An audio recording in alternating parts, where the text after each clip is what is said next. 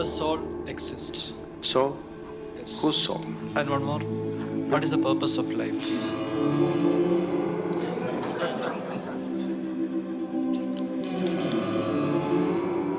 You're just asking very big questions without understanding the significance of the question. See, when you ask, does soul exist, you're not talking about an academic subject. You're asking, what is the nature of who I am? Or you're saying, I don't know a damn thing about myself, please tell me. Yes? Isn't it? You're asking this very easily because you have not been touched by the pain of ignorance, the pain of not knowing who you are. It has not torn you apart.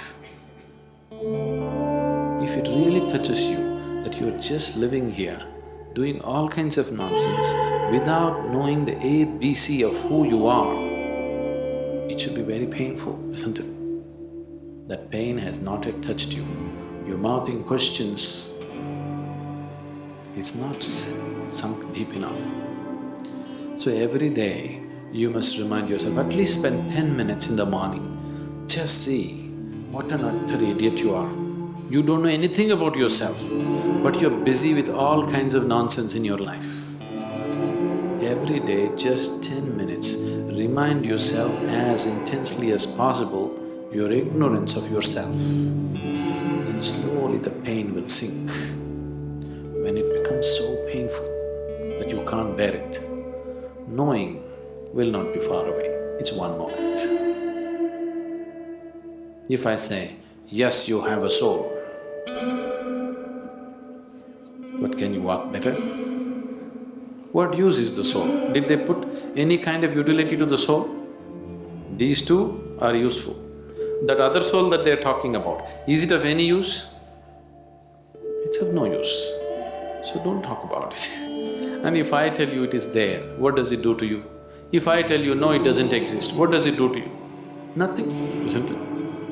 Only thing is, the next dinner party that you go, you can entertain people around you talking about the soul.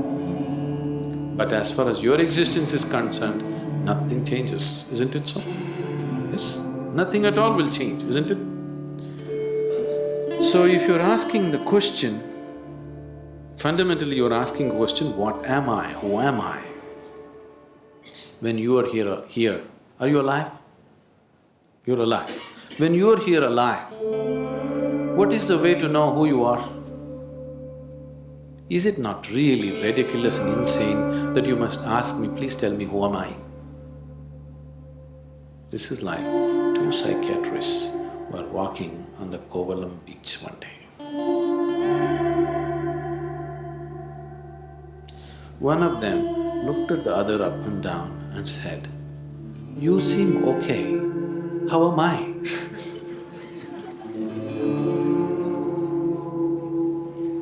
This is just like that, isn't it? You're sitting here, you're alive, you're existing, and you're asking me, who am I, what am I? Is it not ridiculous? Very ridiculous, isn't it? Only thing is, the majority is with you. That's the only comfort which has not allowed you to know the pain of ignorance. You have a huge majority of people around you who are all saying, yes, this is the way to be. Yes, that is the only thing which has given you some comfort. Suppose you are the only man on the planet who does not know who you are, everybody else knows.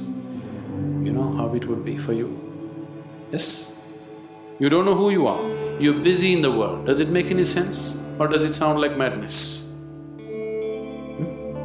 Insanity, isn't it? But the comfort is, you're in a huge asylum where everybody's like you. So your problem is, your existence itself right now is only in comparison with something else. You have no existence of yourself, please see. Right now, if you don't have something that everybody has nose. Suppose you did not have a nose. Actually, you can breathe better, you know. If you take off your nose, you will get 22% extra oxygen. You will be more healthy, everything will be better. But you know how you will suffer? Because everybody else has a nose? Yes or no? Or if you get something extra that other people don't have, you still suffer, isn't it? Suppose you grew one horn. You know how terrible it would be? But if everybody had a horn, then we would be polishing it and decorating it and, you know. Your very existence is in comparison. There is no existence of yourself. Everything is in comparison. So, with that comfort, you're passing off without knowing the pain of not knowing. If you know the pain of not knowing who you are, then if you just see that I don't know anything about myself, tears will come. If it starts tearing you apart, knowing is not far away. It's very simple. It's very, very simple because after all you want to know what is within you, isn't it? Can what is within you be denied to you by anybody or anything? Do you need a passport to go within? Do you need a visa? To turn inward and know what's within, do you need somebody's permission? Or can somebody stop you? Can any authority in the world stop you? No. So who is stopping you? Who could be stopping you? Only yourself. Nobody else but yourself. Nobody else is capable of stopping you, isn't it? So why are you stopping yourself? Simply because you made your whole existence outside of yourself. Your very existence is only in comparison with somebody.